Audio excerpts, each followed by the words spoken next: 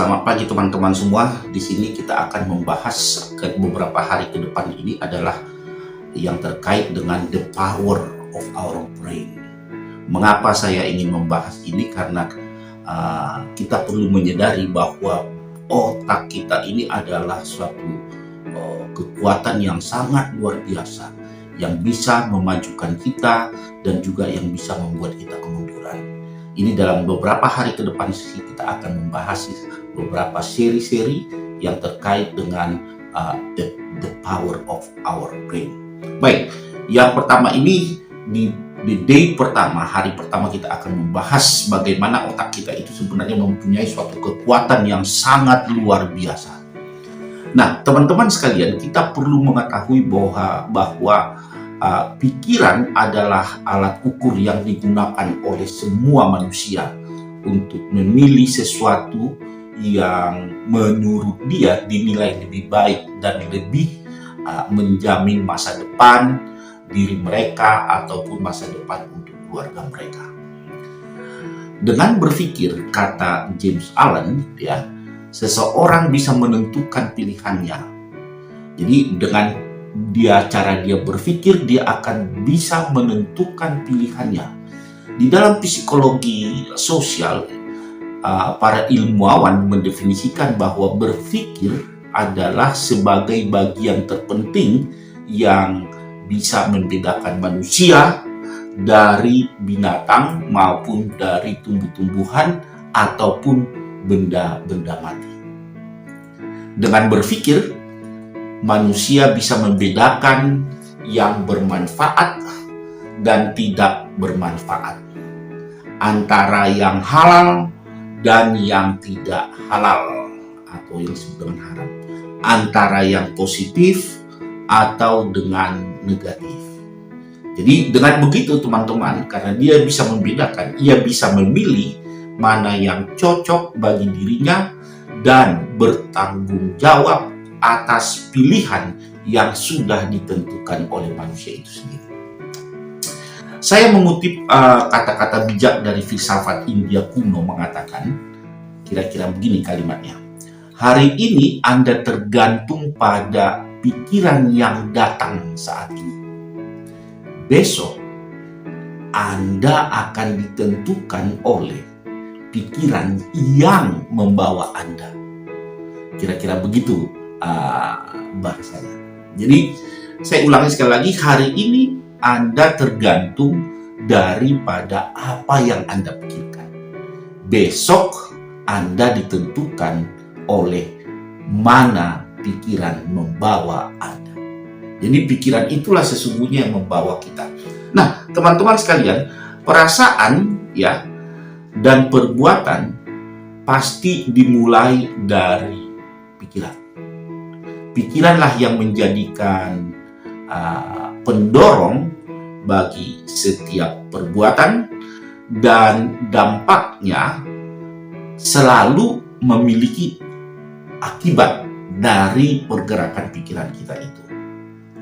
Pikiranlah yang menentukan kondisi jiwa, tubuh kita, ya, kepribadian kita, dan rasa percaya diri kita. Dalam buku Aladdin Factors karya Jack Canfield dan Mark Victor Hansen mengatakan bahwa mereka menemukan informasi yang benar-benar mengagetkan kita. Apa itu informasi? Dia katakan demikian. Hampir setiap hari manusia itu memiliki 60.000 pikiran per harinya. Jadi 60.000 pikiran yang dihasilkan oleh otak kita setiap hari. Ya, satu-satunya yang dibutuhkan sejumlah besar pikiran ini adalah mengarahkan pikiran ini kemana. Apakah kita arahkan ke yang positif atau kita arahkan ke yang negatif. Jika teman-teman mengarahkan yang 60.000 itu ke arah yang negatif, ya, berarti pikiran kita akan keluar dari memori kita ke arah negatif. Sebaliknya, jika kita mengarahkan positif ke arah yang positif, sejumlah pikiran yang sama akan keluar dari ruang memori kita ke yang positif. Pada tahun 1986, penelitian dari Fakultas Kedokteran di San Francisco menyebutkan bahwa lebih dari 80% pikiran manusia itu katanya mengarah ke yang negatif. Ya, hasil penelitian ini memperkuat bahwa hawa nafsu yang kita miliki itu cenderung menyuruh kita ke arah yang negatif atau ke arah yang lebih buruk. Dengan hitung-hitungan sementara, kita bisa menentukan bahwa 80% dari 60.000 pikiran yang kita miliki tadi, jika kita bawa itu ke arah negatif, berarti ada 48.000 pikiran negatif yang kita miliki per harinya.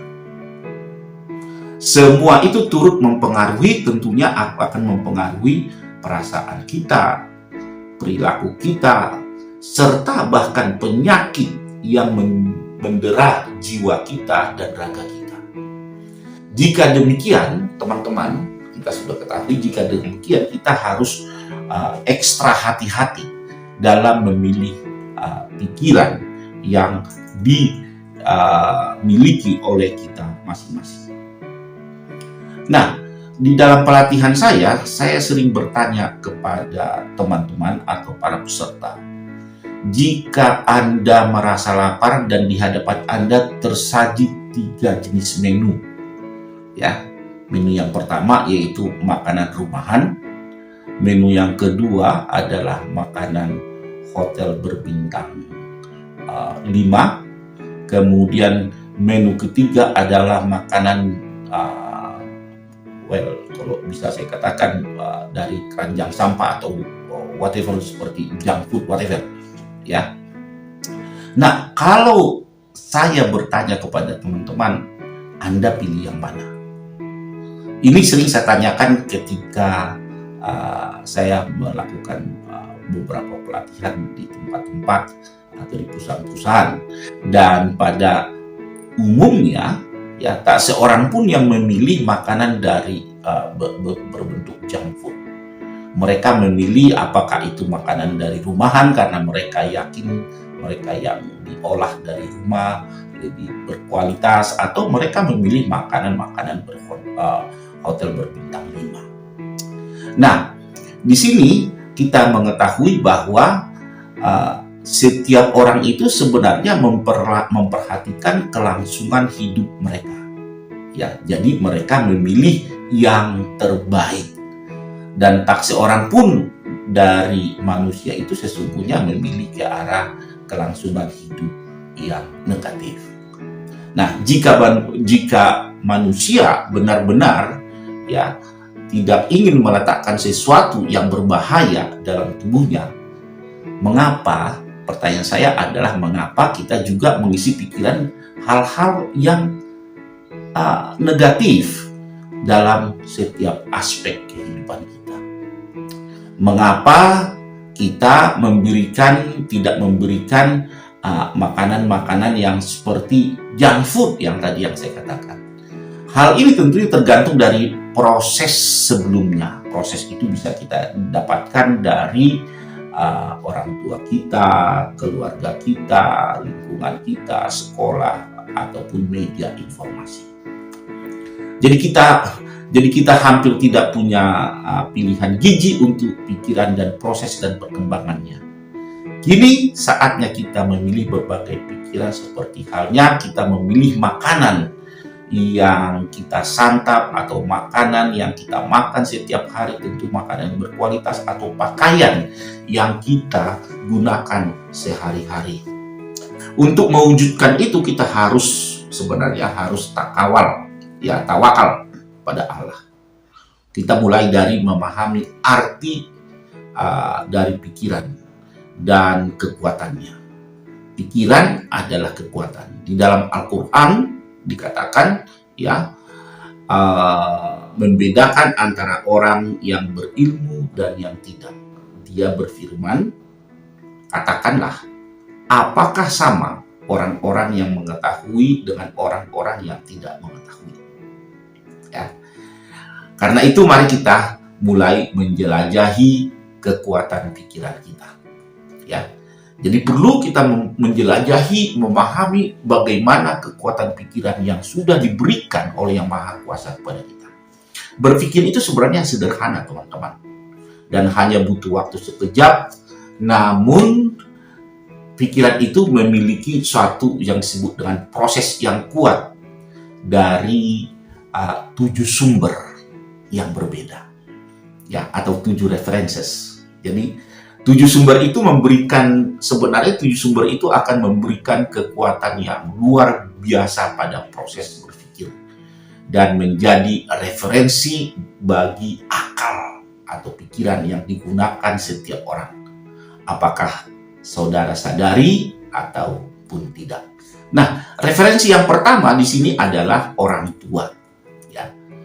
Proses berpikir yang pertama kita dapatkan tentunya dari orang tua kita.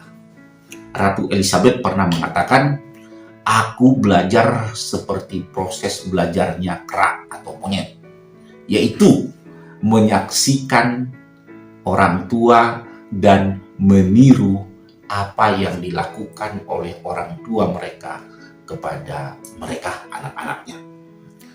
Dari orang tua kita belajar tentang kata-kata. Dari orang tua kita juga belajar yang disebut dengan ekspresi. Dari orang tua kita juga belajar gerakan tubuh, perilaku, norma, keyakinan agama, dan prinsip. Dan satu lagi yang tidak kalah penting, nilai-nilai leluhur. Itulah semua proses berpikir yang pertama didapatkan di dunia ini. Ya.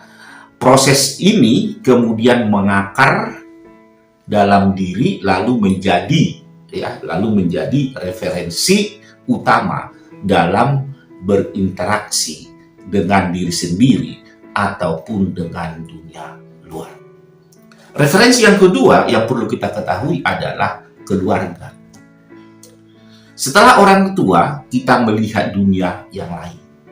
Dunia yang lain itu tentunya adalah keluarga kita, ya. Keluarga kita itu bisa saudara kita laki-laki, bisa saudara kita perempuan, bisa nenek kita, bisa juga bibi kita, paman kita, anak-anak atau anak-anak dari saudara-saudara yang kita miliki. Dari mereka, ya, kita menangkap akal informasi baru dan menggabungkannya dengan informasi yang lama, ya, atau yang sudah ada, yang kita dapatkan dari referensi yang pertama, yaitu keluarga tadi. Dengan demikian, proses pembentukan pikiran kita tentunya akan semakin kuat. Referensi yang ketiga yang kita dapatkan adalah dari masyarakat kita. Nah, teman-teman perlu ketahui bahwa masyarakat itu adalah orang-orang yang berinteraksi dengan kita. Apakah itu tetangga kita, apakah itu tukang sayur yang selalu lewat di depan rumah kita, apakah supir taksi yang sering kita gunakan, dan semua itu ada di dalam lingkungan kita. Nah, akal kita ini akan terus mengikat informasi yang didapatkan dari luar dan disatukan dengan informasi yang sudah tersimpan di alam bawah sadar kita.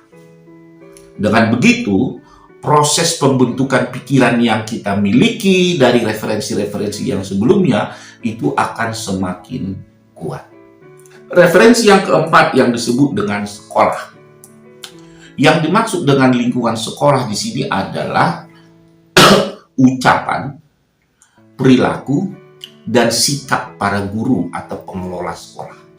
Jadi kita perlu memperhatikan bagaimana sikap daripada guru atau pengelola sekolah, karena itu menjadi referensi yang kita akan ikat dalam pemikiran kita. Karena sekolah memiliki pengaruh yang cukup kuat, ya, dan proses pembelajaran kita, maka kita akan dengan mudahnya nanti meniru apa yang ada di sekolah, baik itu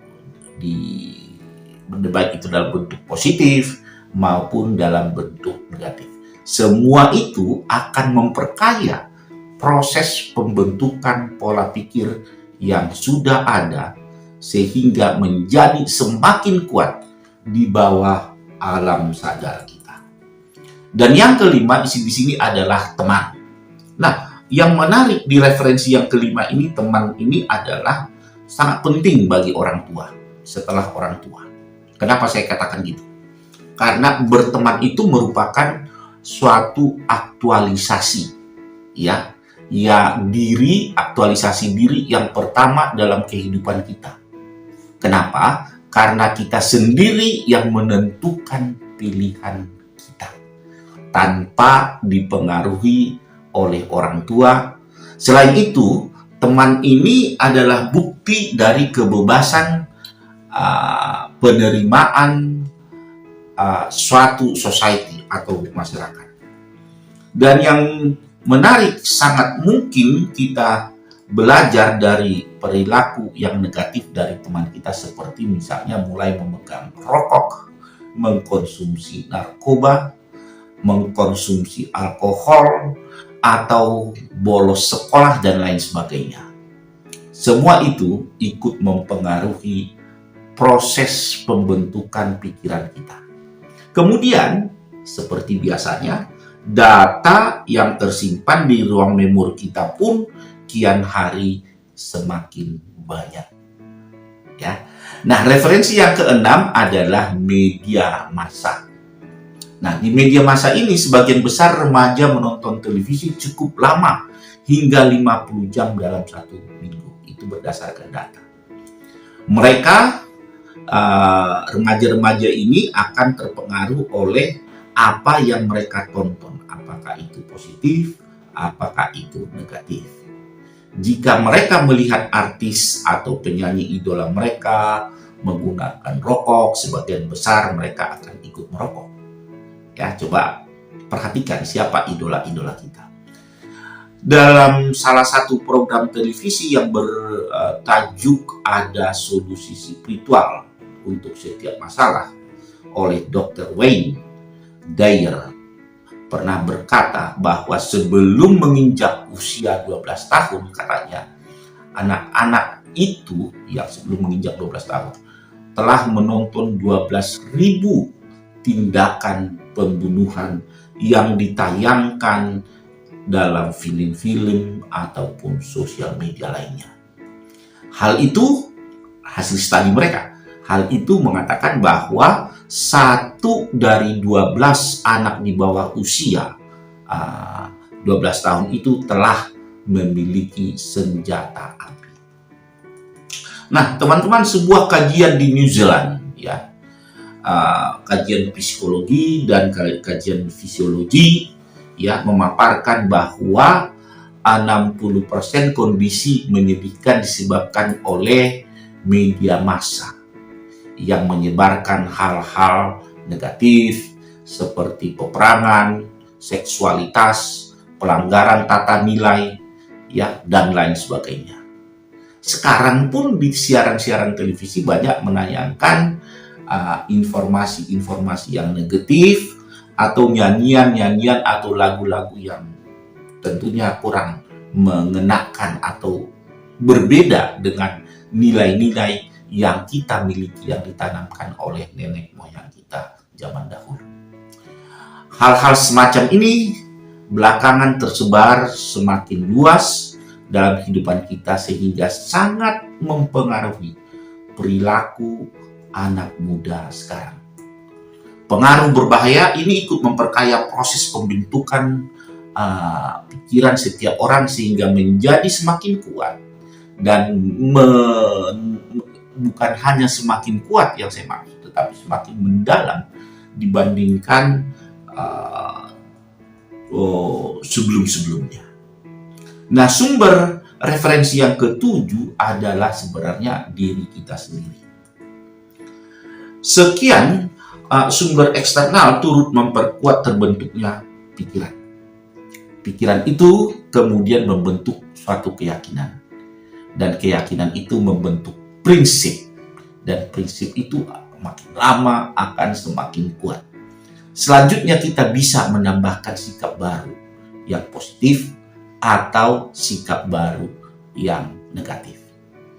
Akal menggabungkan sikap baru itu dengan data-data sebelumnya sehingga proses pembentukan pikiran semakin kuat dan semakin dalam. Dengan demikian, kita mampu beradaptasi dalam menghadapi dunia luar. Kemampuan inilah yang menentukan kita sukses atau kita gagal dan bahagia atau sengsara. Teman-teman sekalian, meski tampak sederhana dan lemah, pikiran itu lebih dalam dan lebih kuat daripada apa yang kita bayangkan selama ini. Berpikir melahirkan pengetahuan, pemahaman, nilai, keyakinan, dan prinsip. Berpikir menjadikan titik tolak bagi tujuan dan mimpi-mimpi kita. Ia menjadi referensi yang secara rasional dalam eksperimentasi, perjalanan hidup, ataupun makna dari satu hidup, serta cara memahami kebahagiaan dan kesengsaraan. Pikiran bisa menyebabkan seseorang itu menjadi penyakit jiwa atau secara fisik. Pikiran bahagia membuat orang bahagia dan pikiran yang sengsara akan membuat orang sengsara. Pikiran yang disertai dengan rasa ketakutan akan membuat kita takut. Dan pikiran yang berani akan membuat kita berani. Saya teringat satu statement dari Socrates. Dia berkata demikian. Dengan pikiran, seseorang bisa menjadikan dunianya berbunga-bunga atau berduri-duri. Saya ulangi sekali lagi.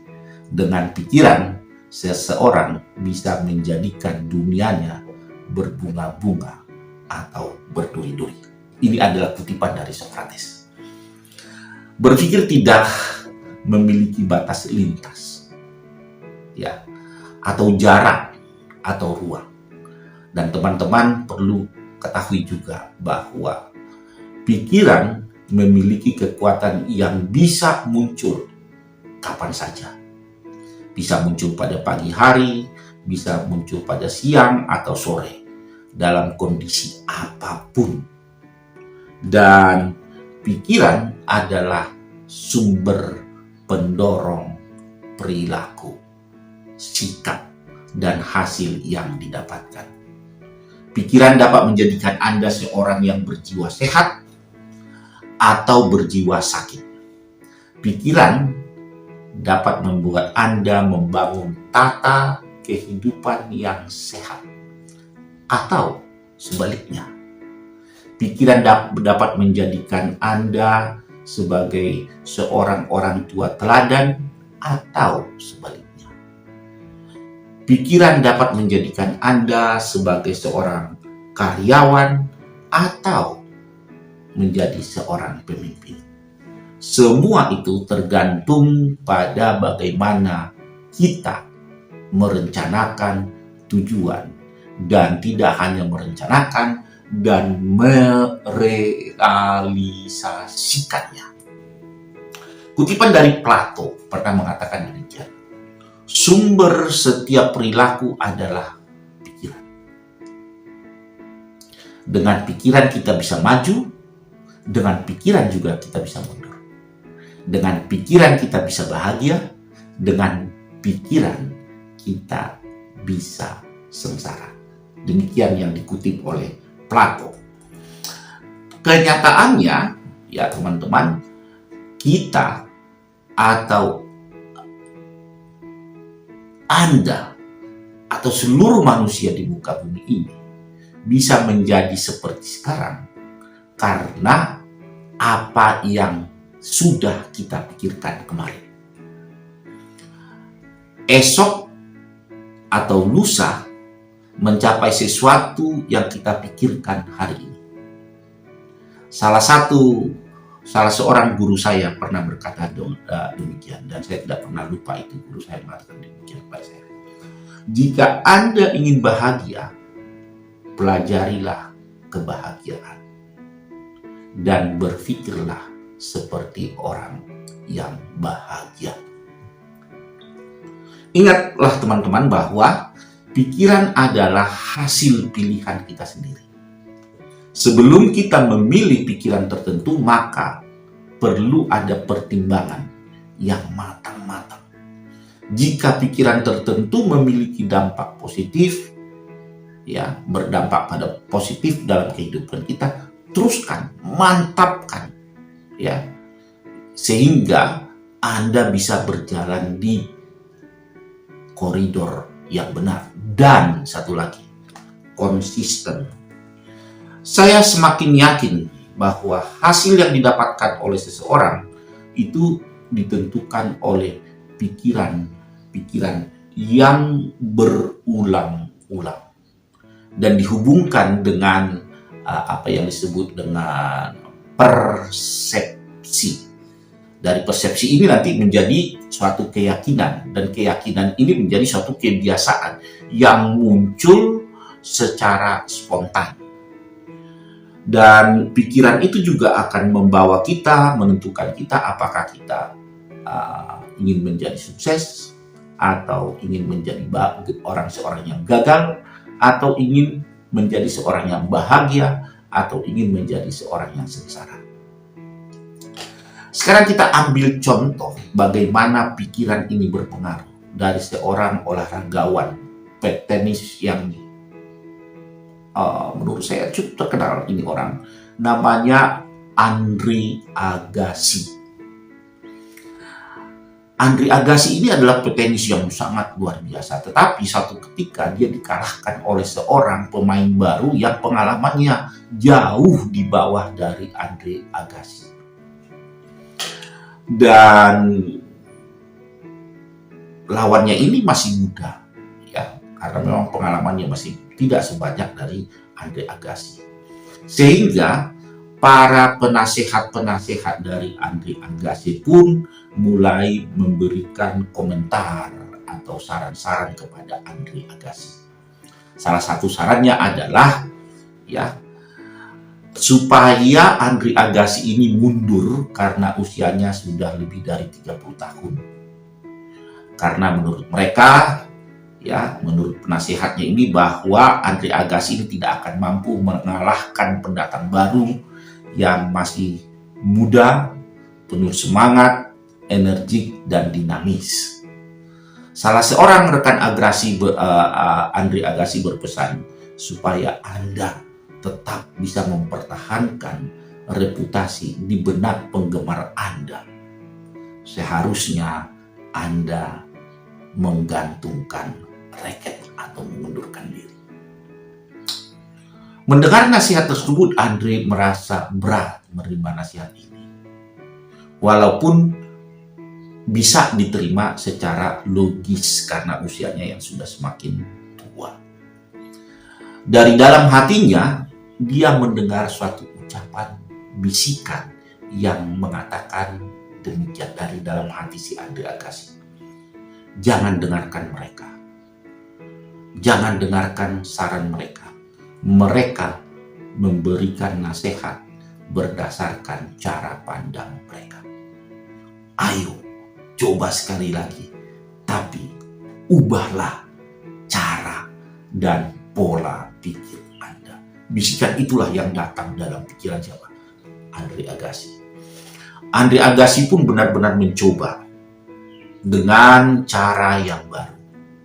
Ia pergi menyendiri agar bisa berpikir dengan tenang dan merencanakan masa depannya.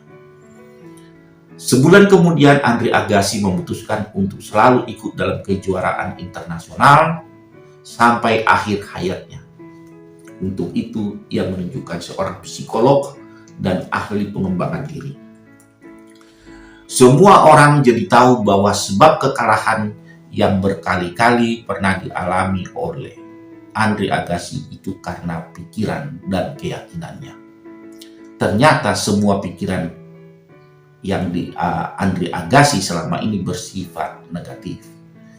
Negatif terhadap usia, kelemahan fisik, pesimisme, kepercayaannya yang negatif dan mempengaruhi persepsinya. Ketika mulai pertandingan, ia yakin bahwa ia tidak akan menang atau dia akan kalah, maka hasilnya pun seperti apa yang dipikirkan, dia kalah. Nah teman-teman, kita lanjut cerita si Andre Agassi mulai berlatih. Ia mulai melakukan perbaikan-perbaikan yang ada dalam dirinya dengan cara memvisualisasi hal-hal yang positif. Berjam-jam ia berlatih sehingga keyakinannya berubah menjadi optimis. Artinya, pikiran Andre Agassi sudah positif. Dengan digemblang latihan fisik, dan teknik, akhirnya Andre Agassi kembali meraih posisi besar kelas dunia. Tentunya banyak orang yang angkat topi, terheran-heran, dan mulai membicarakan tentang keberhasilan Andre Agassi. Karena dia mampu menaklukkan segala rintangan, baik dari dalam maupun dari dirinya. Nah, bagaimana dengan kita teman-teman sekalian? Apakah kita akan membiarkan kemenangan-kemenangan yang seharusnya kita miliki ya terjerat karena pemikiran-pemikiran yang negatif yang kita miliki? Tentunya kita tidak mau itu. Oleh karena itu teman-teman sekalian, ya, mari kita jaga pikiran kita. Pikiran kita itu adalah suatu kekuatan yang sangat luar biasa yang bisa merubah kehidupan kita, apakah kita di posisi yang sukses ataupun di posisi yang gagal. Saya Rudi Manulang, saya ucapkan selamat pagi, selamat beraktivitas, sukses selalu.